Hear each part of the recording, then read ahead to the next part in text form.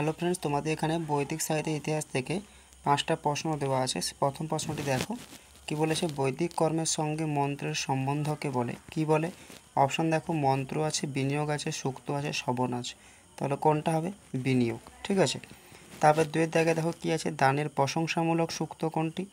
নারাশংসী, দান স্তুতি, দানাশংসী, কোনোটাই নয়। তাহলে কোনটা হবে? দান স্তুতি হচ্ছে রাইট অ্যান্সার। দানের প্রশংসামূলক সূক্তের নাম কি? দান স্তুতি।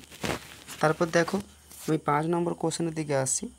ঋগ্বেদের খিল সূক্ত দেখো কি বলেছে?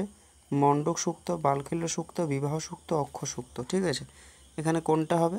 বালখিল্য সূক্ত হচ্ছে ঋগ্বেদের খিল্য সূক্ত। ঠিক আছে। আচ্ছা, তারপর দেখো ঋগ্বেদের বৃহত্তম সূক্তটি কোনটি? বৃহত্তম সূক্ত কোনটি? এই কটা অপশান আছে। ঠিক আছে, কিন্তু রাইট অপশান কোনটা?